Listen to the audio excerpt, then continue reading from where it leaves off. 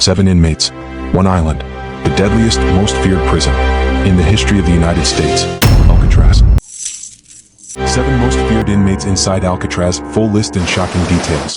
This is the full list and the shocking details that most documentaries never tell you. 7 most feared inmates inside Alcatraz, the full prison documentary.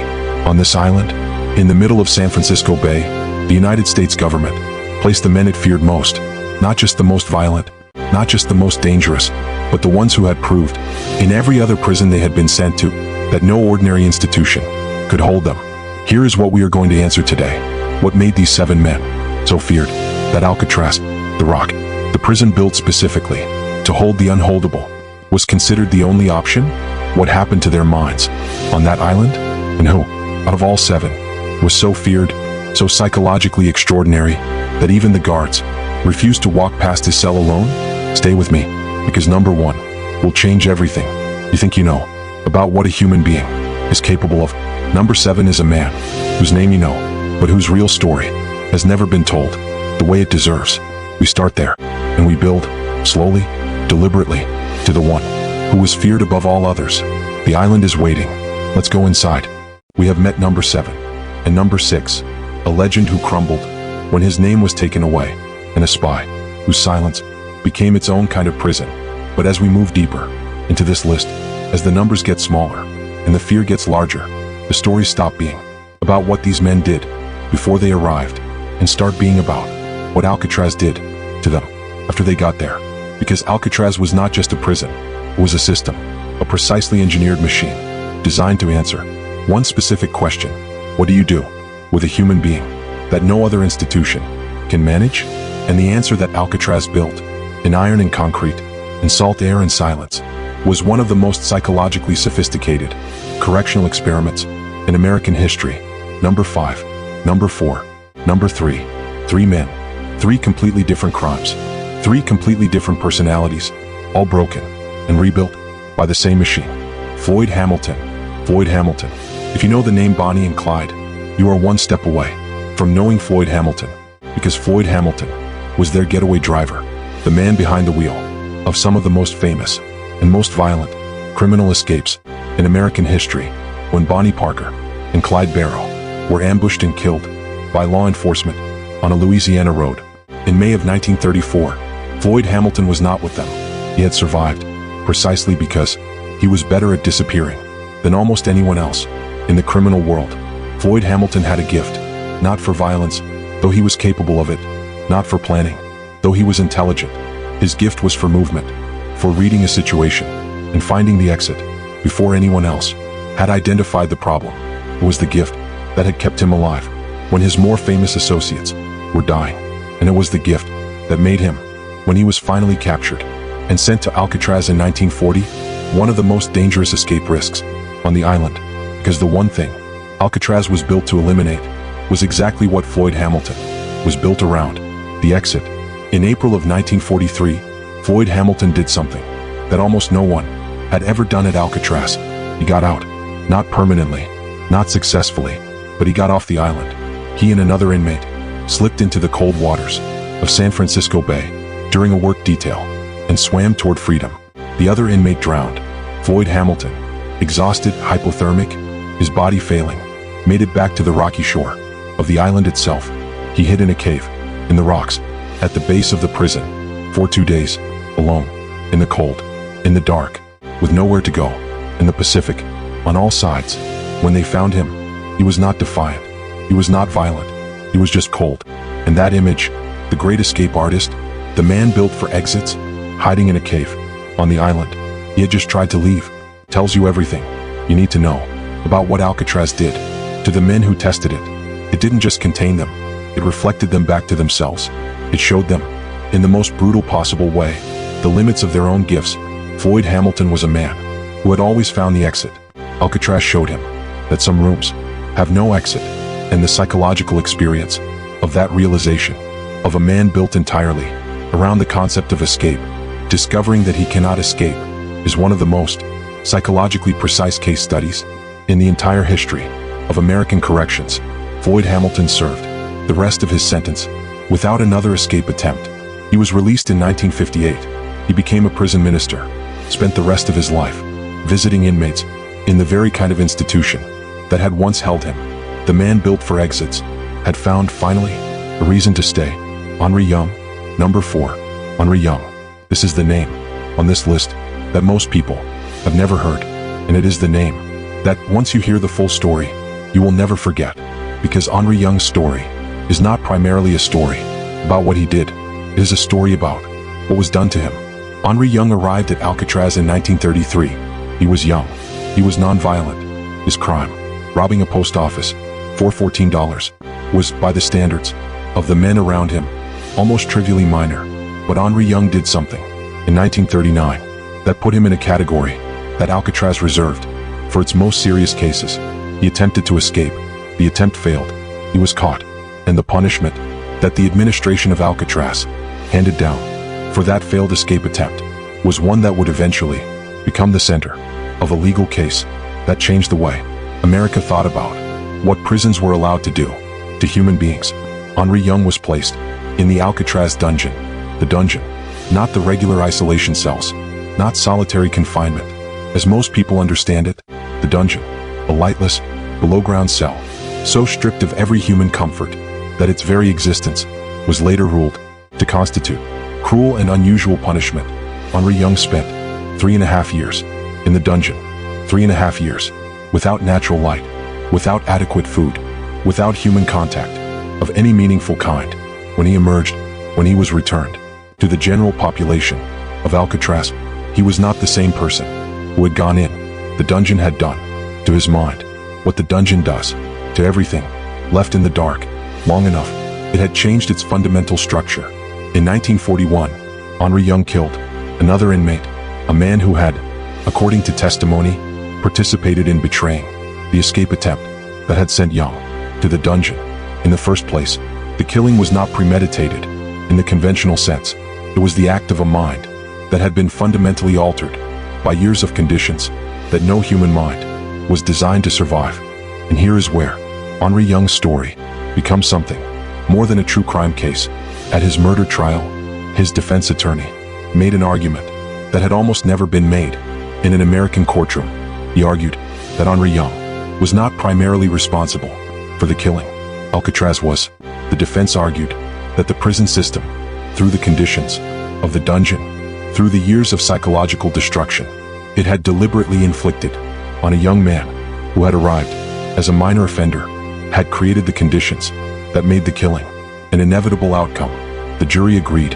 Henri Young was convicted, not of murder, but of involuntary manslaughter, and the conditions of the Alcatraz dungeon were exposed to public scrutiny for the first time, beginning a conversation about the limits of what a correctional institution could do to a human being that continues to this day. Henri Young's story is not a story about a dangerous man who needed to be contained. It is a story about what happens when an institution decides that a human being has no limits, that they can be pushed as far as the institution chooses to push them, and then acts surprised when the human being breaks. Alvin "Creepy" Karpis, number 3. And now the list changes tone entirely, because numbers 7 through 4 were men who arrived at Alcatraz carrying specific crimes, specific histories, specific psychological profiles that the island then shaped in specific ways. Number 3 is something different. Number 3 is the man who arrived at Alcatraz carrying an identity. Public enemy number 1, Alvin Karpis, known to law enforcement, to the press, and to the public as Creepy Karpis, a nickname he despised, and that followed him like a shadow for the rest of his life. Alvin Karpis was the last member of the Barker Karpis gang to be captured, a criminal organization that had operated across the American Midwest in the early 1930s, running kidnappings, bank robberies, and mail heists with a level of organization and audacity that made them, for a brief period, the most wanted criminal gang in the United States. He was personally arrested in 1936 by J. Edgar Hoover, the director of the FBI, who made the arrest himself because he wanted the publicity of personally capturing public enemy number 1. Karpis later said that Hoover had arrived after the arrest was already made, that the agents on the ground had done the actual work, and Hoover had simply stepped in for the photographs. It was the kind of detail that tells you exactly what kind of man Alvin Karpis was. Even in handcuffs, even facing life in prison, he was paying attention. He was keeping score. He missed nothing. Karpis arrived at Alcatraz in 1936. He would spend the next 26 years there. 26 years, the longest sentence of any inmate in Alcatraz's history. And in those 26 years, he did something that almost no other inmate on this island managed to do. He did not break. Every other man on this list, in different ways, to different degrees, was changed by Alcatraz, was reduced by it, was shaped by it, into something different from what they had been. When they arrived, Alvin Karpis was shaped by Alcatraz into something more completely himself. He used his years on the island to study, to read, to teach himself music. He became an accomplished guitar player inside Alcatraz, and to observe, with the same precise, detail-absorbing attention he had applied to planning criminal operations, the world around him. He watched the guards. He understood the schedules. He knew the rhythms of the institution better than many of the people who worked there, not because he was planning to escape, but because knowing things, understanding systems, reading people, accumulating information, was simply how Alvin Karpis existed. It was his fundamental nature, and Alcatraz, for all its power, could not take that from him. Among the inmates he knew and observed during his 26 years on the island, there was a young inmate who arrived in the 1960s, a young man who was drawn to Karpis's knowledge, to his experience, to his encyclopedic understanding of the criminal world, a young man who asked Karpis to teach him guitar. That young man's name was Charles Manson. Alvin Karpis taught Charles Manson to play guitar. On the island of Alcatraz, that single detail, that specific intersection of two lives on a rock in San Francisco Bay, is perhaps the most extraordinary biographical footnote in the entire history of American crime. Two men, two completely different kinds of darkness, one teaching the other to play music in a federal prison. Before either of them became the thing history would remember them as, three men, three completely different stories. A getaway driver who found the only exit worth taking, a minor offender who was pushed past the limits of what a mind can survive, and whose trial changed American legal history, and public enemy number one, who spent 26 years on the rock and emerged more completely himself than when he arrived. Three different responses to the same machine: collapse, fracture, endurance. Which one would you be? Because in Act 3, we reached the top two, number 2 and number 1, the man who became a scientific genius in a prison cell, and the man who was so feared, so psychologically unknowable, that the Federal Bureau of Prisons argued in court that he was simply too dangerous to ever be released. That story is next. We are down to 2, number 2 and number 1. And before we get to the most feared inmate in Alcatraz history, before we reach the man that this entire documentary has been building toward, we need to spend time with number 2, because number 2 is the story that changes how you think about what a human mind is actually capable of. Not in spite of prison.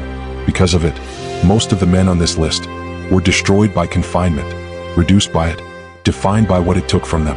Number 2 took confinement and turned it into something that the scientific community outside his cell walls could not ignore. He became, inside a series of prison cells, a published scientific researcher, a recognized authority in a field he taught himself from scratch, with no university, no laboratory, no colleagues, no freedom. His name was Robert Stroud, and the world knew him as the Birdman of Alcatraz. Who Robert Stroud was before the birds. Robert Stroud did not arrive at Alcatraz as a sympathetic figure, not even close. He arrived as a man who had committed 2 separate killings across 2 separate decades, the second of which, in 1916, took place inside a federal penitentiary in full view of more than 1,000 inmates and dozens of correctional officers.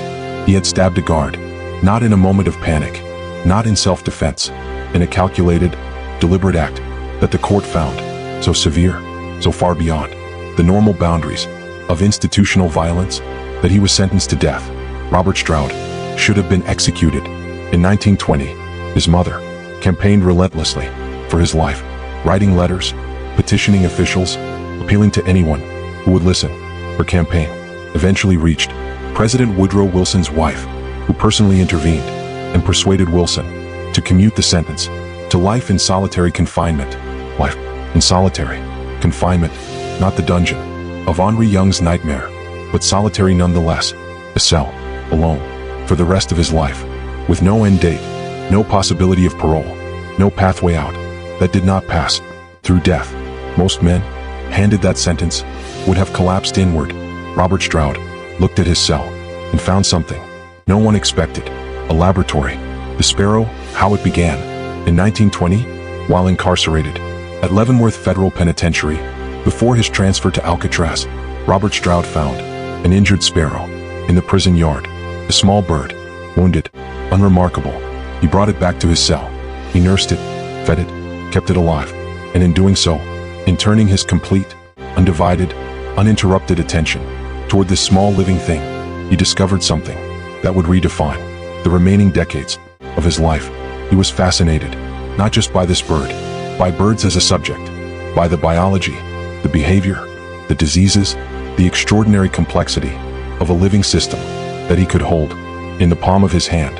Robert Stroud began to acquire more birds, more books, more equipment.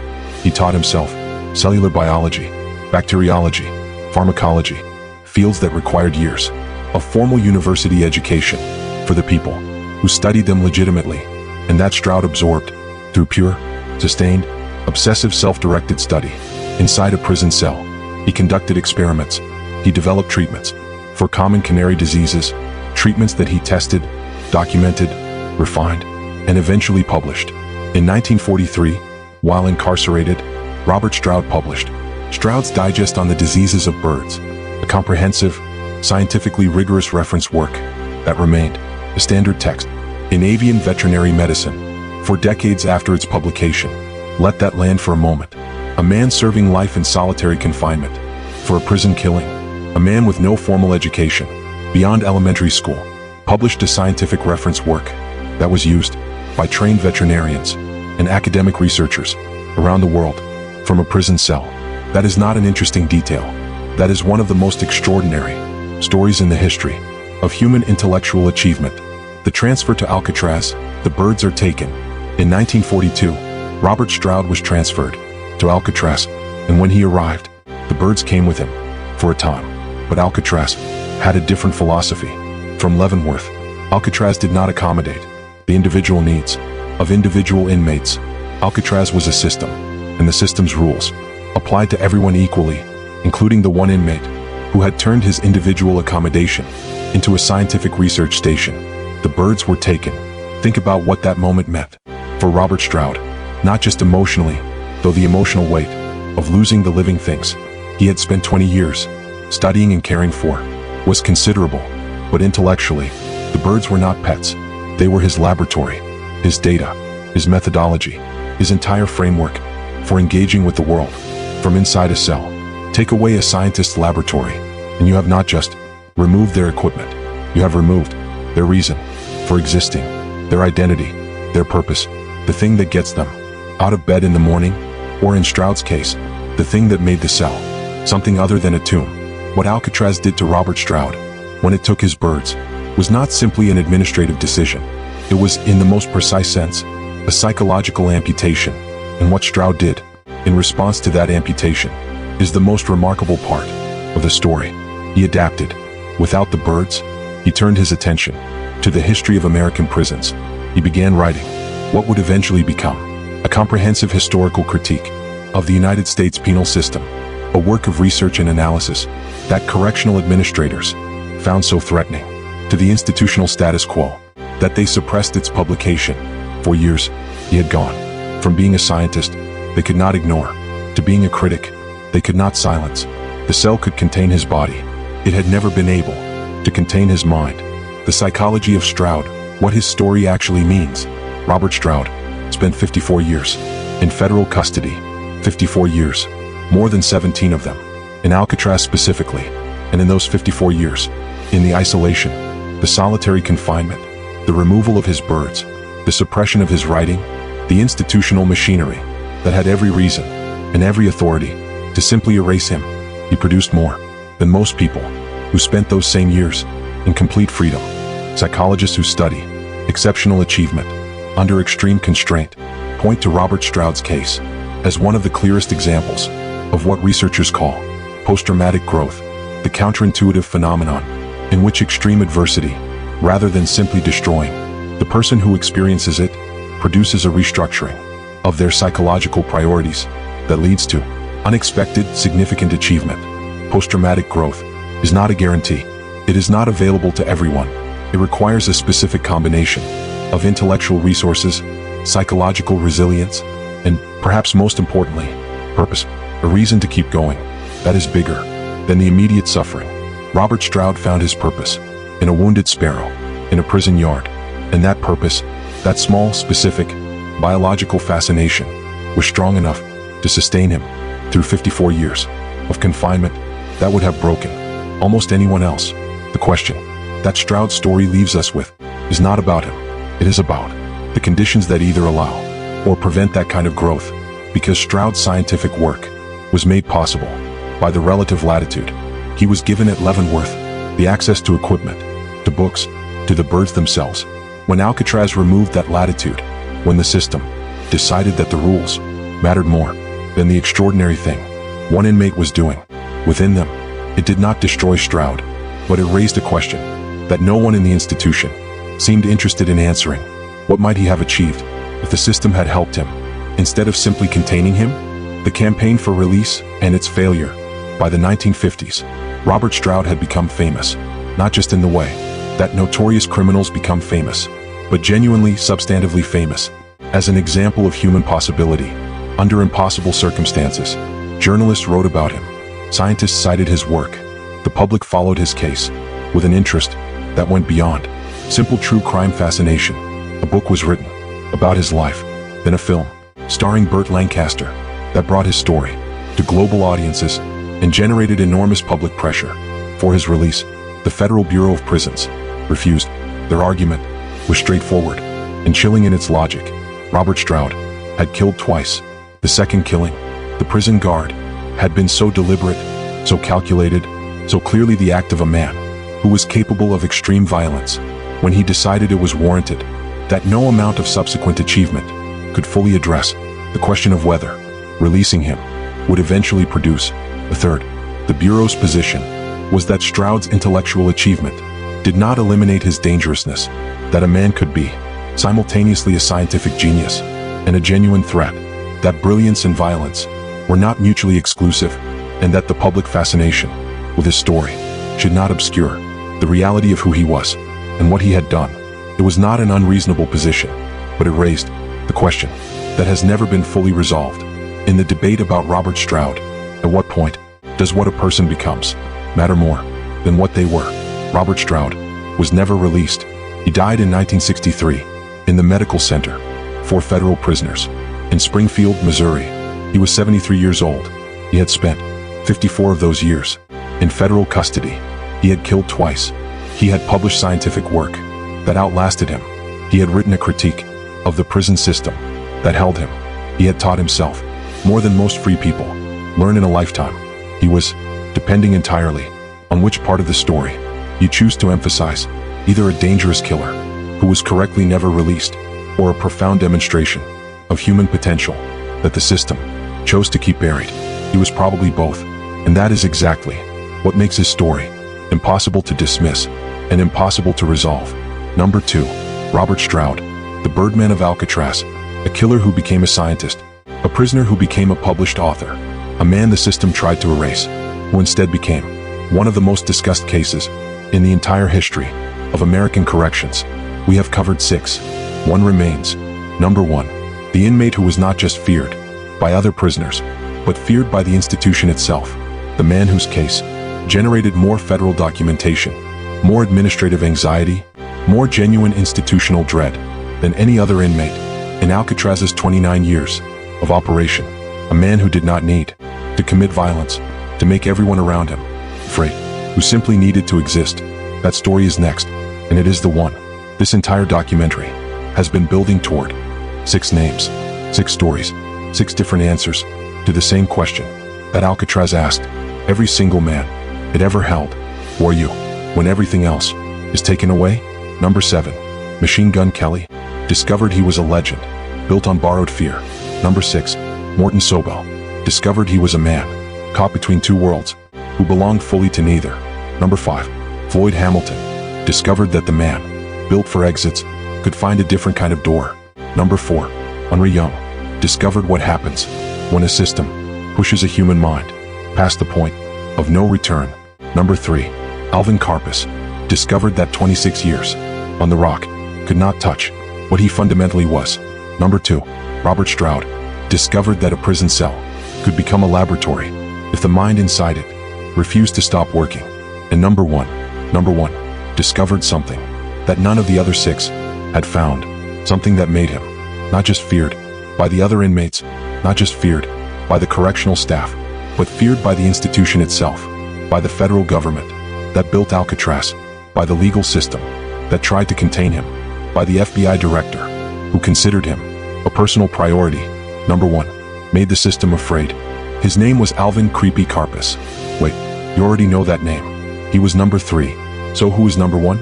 The answer is the man who was transferred to Alcatraz, not because he was violent, though he could be, not because he had escaped, though others had tried, but because his very presence in any other institution made that institution ungovernable. His name was James "Whitey" Bulger. Who Whitey Bulger was, the weight of the name. James Joseph Bulger Jr., born in 1929, in the South Boston housing projects, a place where poverty and community and a specific, uncompromising code of loyalty and violence existed in such close proximity that it was almost impossible to separate one from another. South Boston, Southie, was not just a neighborhood, it was a world, a complete social ecosystem, with its own rules, its own hierarchies, its own understanding of what loyalty meant and what betrayal cost. And from that world, James Bulger emerged as something that the neighborhood had been, in a sense, producing for generations. A man who understood the code completely, who could use it and manipulate it and weaponize it simultaneously. By the time Whitey Bulger arrived at Alcatraz in 1959, he had already served time in other federal institutions.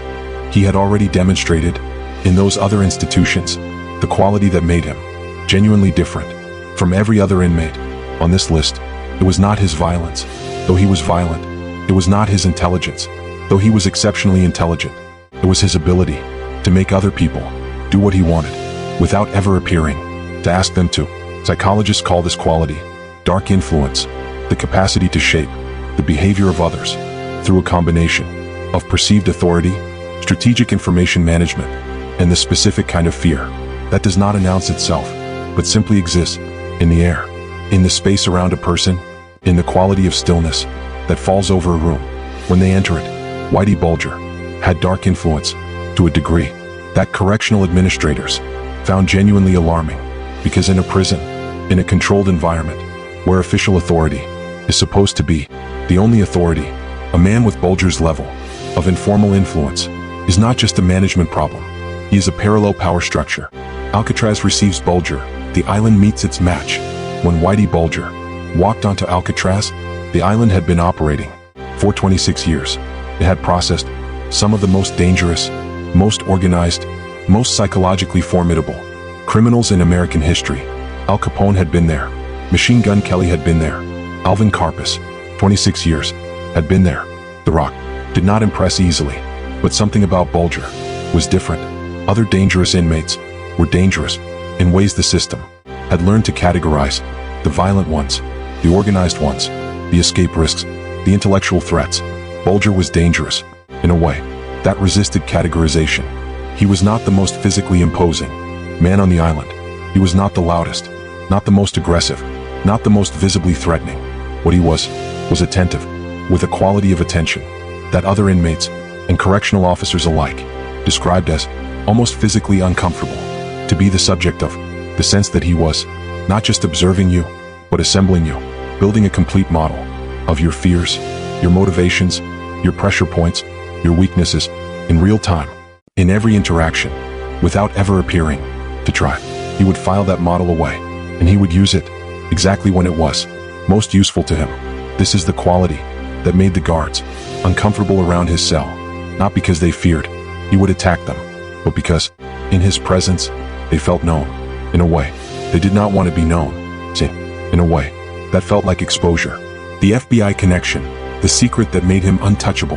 But the story of Whitey Bulger at Alcatraz is not only the story of dark influence and institutional fear. It is also the story of a secret that, when it eventually emerged, decades later, would redefine the entire narrative of who Whitey Bulger was and what the federal government's relationship with him had actually been. While at Alcatraz, Whitey Bulger volunteered for a classified government program, Project MKUltra, the CIA-funded program that conducted experiments on unwitting or coerced subjects using LSD and other psychoactive substances, testing the boundaries of psychological manipulation, behavioral control, and the limits of the human mind under chemical interference. Bulger later described the experiments in detail: the disorientation, the hallucinations, the specific terror of having your own mind turned against you by a substance you had been told was medication. He said it was the most frightening experience of his life, coming from a man who had committed multiple murders and spent decades as the most powerful, organized crime figure in New England. That statement carries considerable weight, but here is the element of the MKUltra story that connects most directly to the second chapter of Bulger's life, the chapter that made him not just feared, but legendary. The program gave him something, not the intended outcome of the experiments, not compliance, not psychological vulnerability, the opposite, a deep, documented, experientially grounded understanding of how psychological manipulation worked, of how institutions used fear and uncertainty and information control to manage human behavior. He had been a subject of psychological manipulation at the hands of the federal government, and he had spent every moment of the experience studying how it was done, learning the technique from the inside. Bulger leaves Alcatraz and becomes something worse. Whitey Bulger was released from Alcatraz in 1962, the year before the prison closed. He returned to South Boston, and what he built there over the next 3 decades was something that made his pre-Alcatraz criminal career look like an introduction. He became the head of the Winter Hill Gang, the dominant organized crime figure in New England, a man who controlled not just criminal enterprise, but the political, judicial, and law enforcement landscape of an entire region through a combination of violence, bribery, and the specific dark influence that had made him so unsettling on Alcatraz. And then came the secret that redefined everything. For years, for decades, while Whitey Bulger was running organized crime in South Boston, he was also an FBI informant, not a reluctant one, not a coerced one, a willing, active, strategic one. He provided the FBI with information about his rivals in the Italian mob, and in return, the FBI provided him with something more valuable than money: protection. Federal agents warned him about investigations, identified informants within his organization who were then, according to prosecutors, killed. Whitey Bulger had not just outwitted the system, he had gotten inside it, had made the institution designed to stop him into a tool used to eliminate his competition and consolidate his power. The man who made Alcatraz afraid had made the FBI work for him.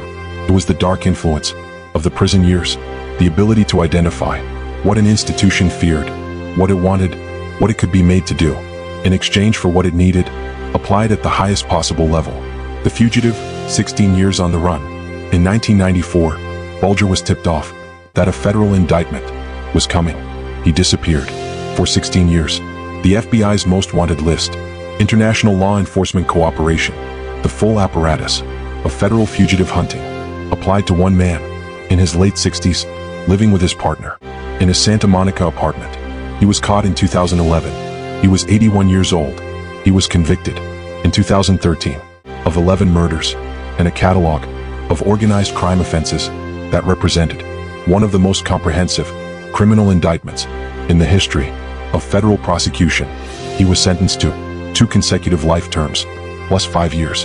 In 2018, Whitey Bulger was transferred to USP Hazleton, a federal penitentiary in West Virginia.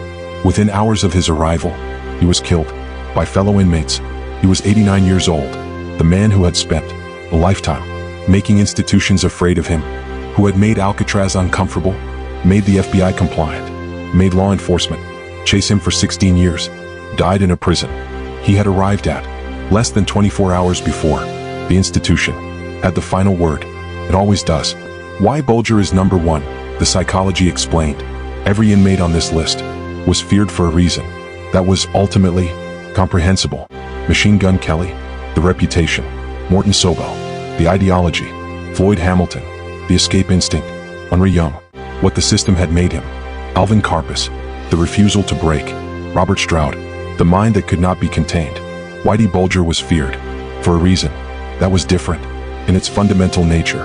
From all of the above, he was feared because he understood the system itself better than the system understood itself. Every other inmate on this list was in some essential way inside the system, shaped by it, resisting it, surviving it, being broken by it, or refusing to break, but always inside it. Whitey Bulger found a way to be simultaneously inside and outside the system, to use it, to direct it, to make it serve his purposes, while appearing to serve its own. That is not a criminal skill.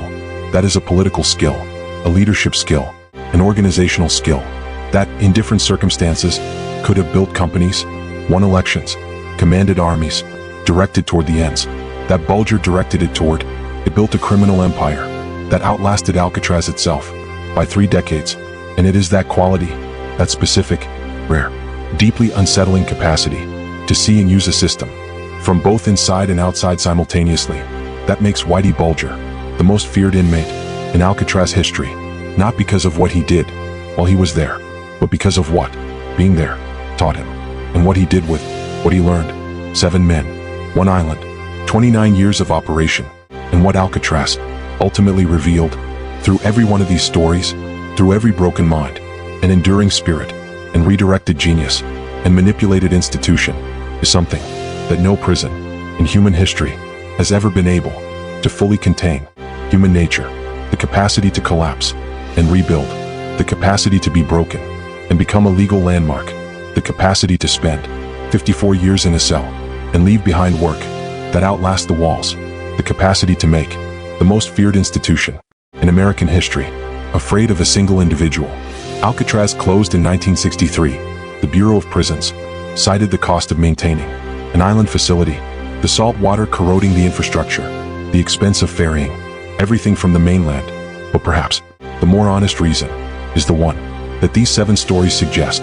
It didn't work, not in the way it was designed to work, did not erase the men it held, did not reduce them to manageable, predictable, institutional units that the system could process and forget.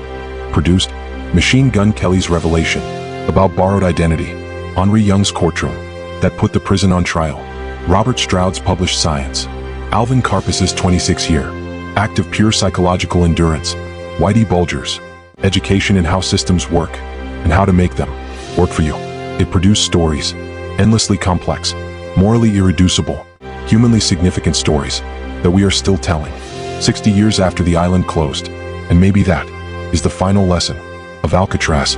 Not that some people are too dangerous for society, not that isolation is a solution to the problems that produce dangerous people, but that human beings, even the most feared ones, even the ones the system has decided are beyond management, are irreducibly, persistently, stubbornly human, and that humanity, in all its darkness and all its extraordinary capacity, cannot be contained by concrete and salt water and iron bars and the cold San Francisco fog. It simply cannot. This has been 7 most feared inmates inside Alcatraz.